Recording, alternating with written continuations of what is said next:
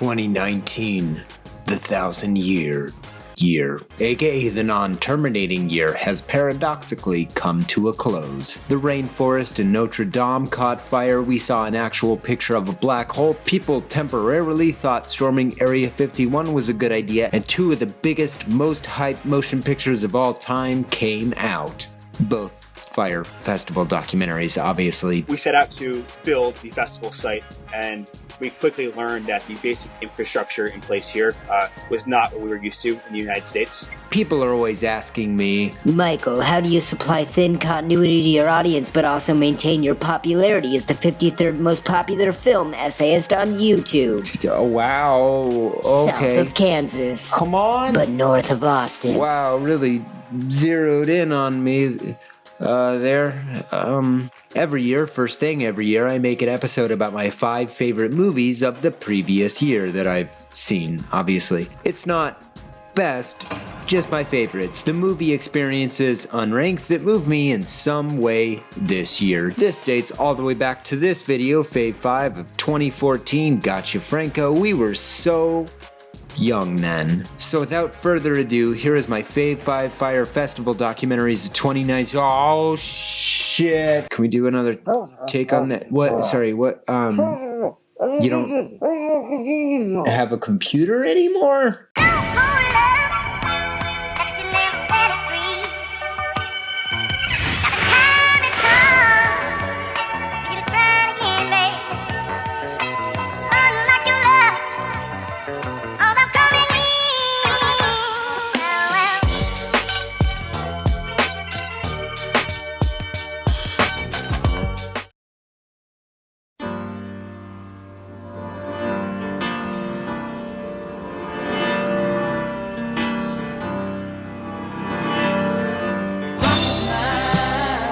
A song implicitly about the Rocketman, as it repeats the phrase Rocketman 7 times and tries to justify why he left his wife to become the Rocketman. It's cold, lonely, and I think telling for this entire film because it's something that's just my job 5 days a week. If I was going to do a movie of my life, or someone was going to do it, I didn't want to do a biopic. My life when I started to become famous became really, really extraordinary and kind of surrealistic. And that's how I kind of wanted the film to be.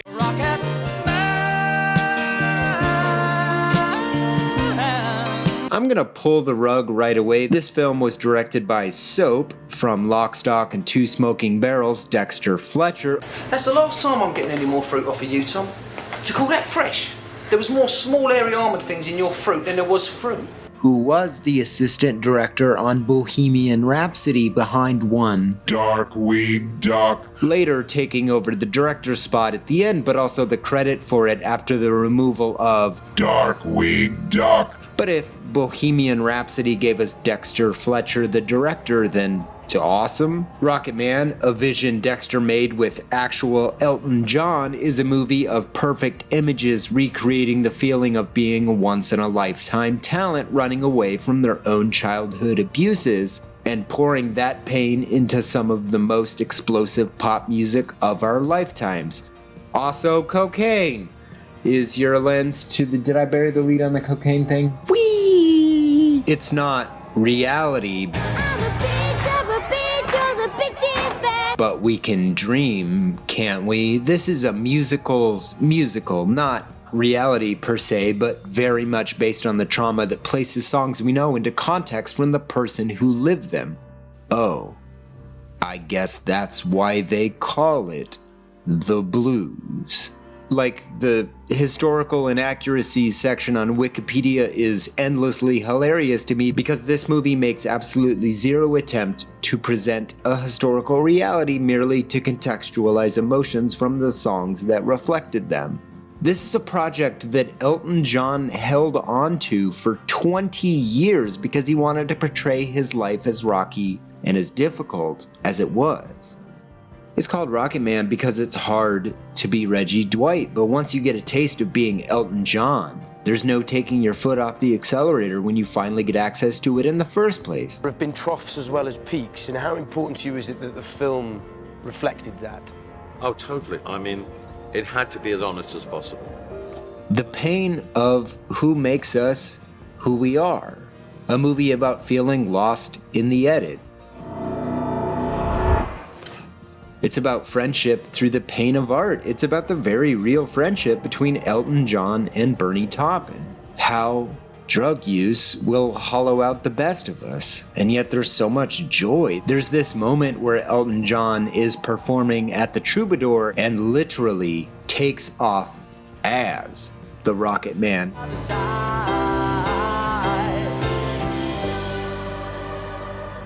And it's not lonely out in space while he's performing his pain because he takes everyone with him. But once he walks off stage, the loneliness returns. It's an image so literal, so shocking to me that every time I witness it, I just burst into ugly, shitty tears because it's so beautiful. How much pain do we have to create before we can repair our own? This movie contextualizes an entire career in a beautiful, wondrous way. Can you confront your entire life? Or to put it another way, when are you going to come down? When are you going to land? Also, Taron Egerton is an absolute revelation in this movie as Elton. It's imperfect, it's human, it's Elton John.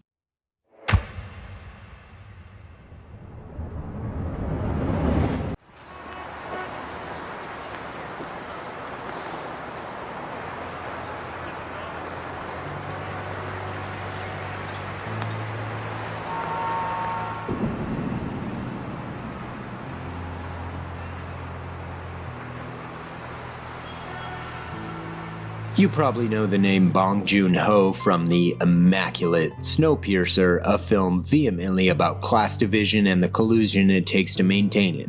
Perhaps you know the name Bong Joon-ho from 2006's The Host, a wildly enjoyable monster movie that was hilarious, terrifying, and thick with criticism for America's disinterested and destructive meddling as a foreign policy. Dirty formaldehyde. Pour him into the sink. Another breezy Movies with Mikey banger. But Parasite is... You know that feeling when you see something so well crafted that it makes you want to never make anything else ever again? An artistic vision so well executed that will cling to your ankle like a boulder on a chain? Yeah, Parasite's that kind of movie. On the surface, it's a movie so well rehearsed that every movement, human or lens, is so precise that it begins to feel like a stage play. An ensemble where there are no standouts because as a team they are in complete control of your experience together. In other words, this movie will roll you like a joint and smoke you. Imperfect rhythm dancing to the beat of its own drum, which is constructed out of pizza boxes and social class distinctions extrapolated from Economic Divide, the 2019iest movie ever. It's a great film to know pretty much absolutely nothing going in. Distinction I don't say about most movies because lately that can be more of a hindrance than an asset, but while watching it there are questions to ask in every scene that I believe enhance the experience. Number 1. Who is in control? Number 2, who thinks they are in control? And number 3, who definitely is not in control? It's super helpful for seeing how a brilliant filmmaker at the top of their game thinks about shifting power dynamics in an ensemble. Is a person the parasite? Or is it capitalism? Ha-ha! Hilarious! This film will be in the conversation for the rest of our lives. It has a minuscule scope that paints a masterful picture. Bong Joon-ho has created an absolute, unmistakable masterpiece. But who is in control?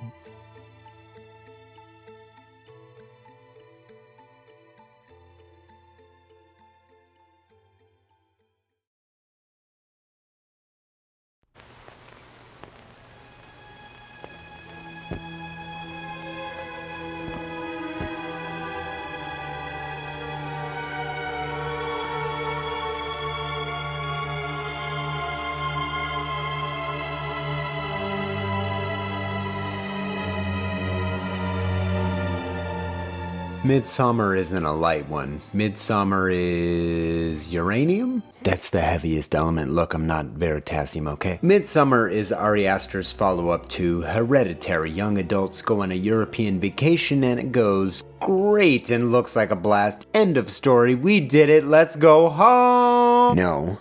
Midsommar is kind of a hell of a thing, a film so quietly explosive that you will watch this boat sink all the way to the sea floor and then wonder aloud why the earth didn't part out of respect for it. Let's start this conversation where it belongs. Florence Pugh holds this film in the palm of her exceptionally emotive hand, gives a weight and reality to Danny that doesn't come along in too many movies. She must portray emotions 6 levels under the basic one of, oh, grief. It's a film about gaslighting the grief-stricken, a thing humans do with regrettable consistency. What you think you see, you do not see. And you will see some shit!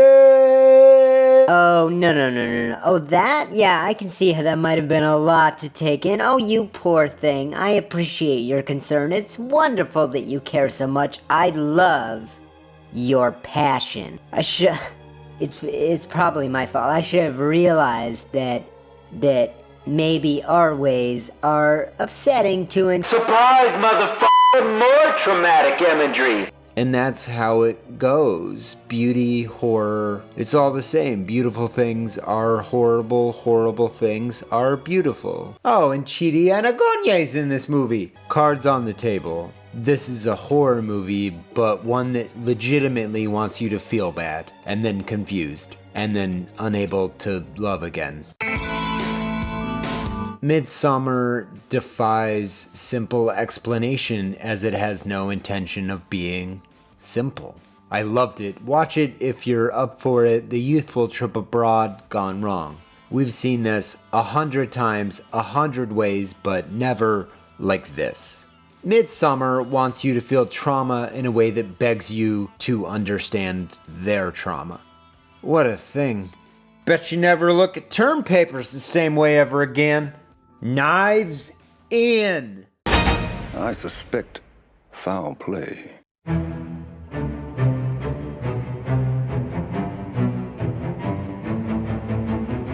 My word, Knives Out was some picture, a film fabricated on the whispered memories of one Agatha Christie whilst constructed with ample modernity.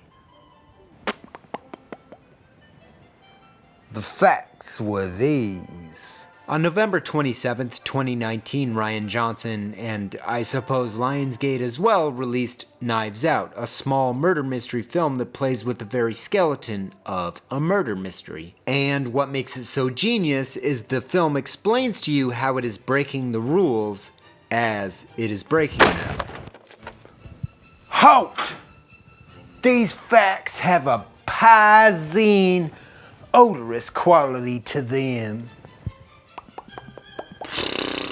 Okay. Up to this point, Rian Johnson has written and directed so many incredible films and shows, I should just have to say that this dude directed the Ozymandias episode of Breaking Bad, and that should be enough. But if you need a summer film watch list, consider this one. Brick, a tight noir thriller about high school that also happens to be sending up the entire genre as it tap dances with it under the moonlight. The Brothers Bloom, a film narrated by Ricky fucking Jay about cons on people, discusses the morality of running cons on people and stars Rachel Weisz. Delightfully clever. Looper, a wildly engaging sci-fi film starring Joseph Gordon-Levitt as Bruce Willis that was asked the question, are your time travel rules like Terminator or Back to the Future based? And Looper responded with, The Last Unhand them, for I have solved the crime. Knives Out, the most fun you'll have at the movies this year that isn't a Fire Festival documentary. The perfect small little movie about colossal things. Also the sweaters.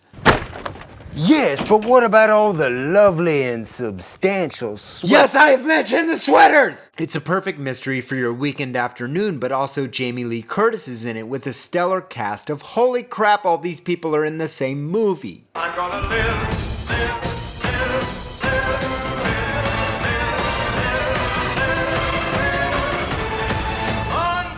I adore this film. It is lavishly photographed, no small partsly acted, and plotted with love for the classics. Here we have yet another genre for Rian Johnson to chew on and create a complete deconstruction of a genre while somehow celebrating it and adding to it in an attentive and constructive way. Which means the only thing left to solve is the mystery of the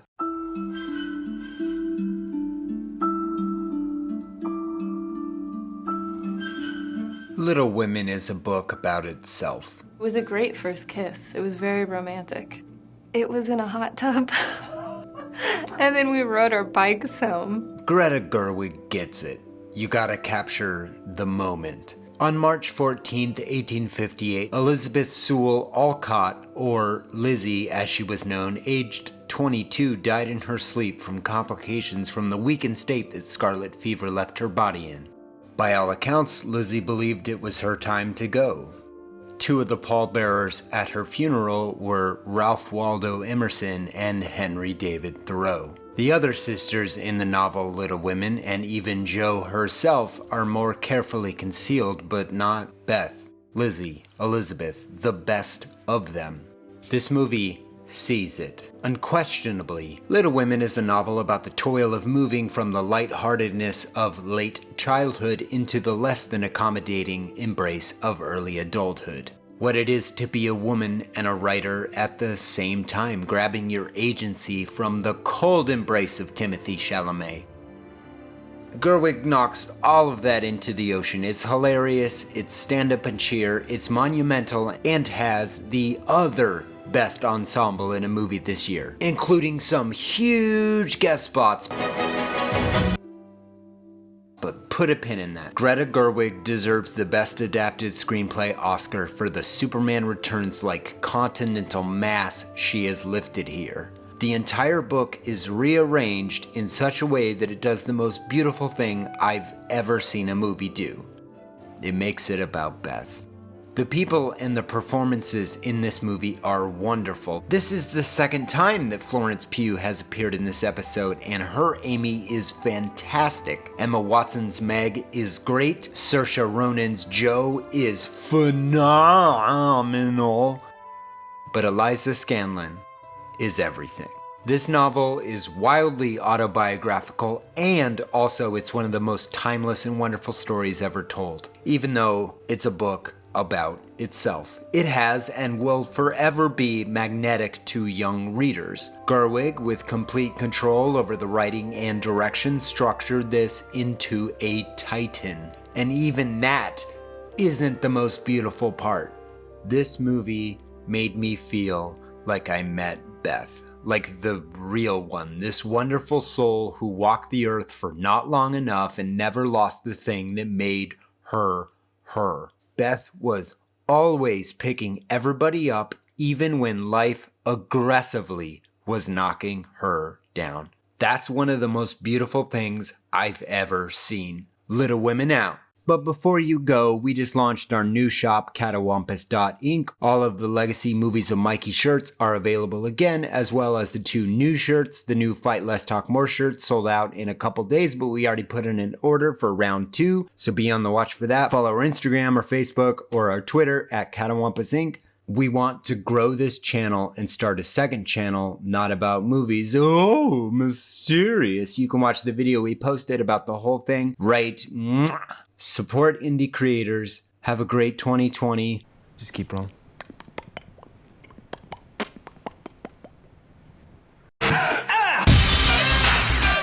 David McIntyre, Woodlud, Matt Haskinger, Ken Burns, John Burt Brizzy, Trey Bouchard, Sam Bacon, St. Jimmy, Kid Praise Jesus, Christopher Harris, Travis Kennedy, that one messed me up, Kennedy, Meg Fritchley, Amy B, Matt Buffano, Jury, Danikov. There's so many awesome patrons. You can join at patreon.com/moviesandmikey and see episodes early and help support the channel.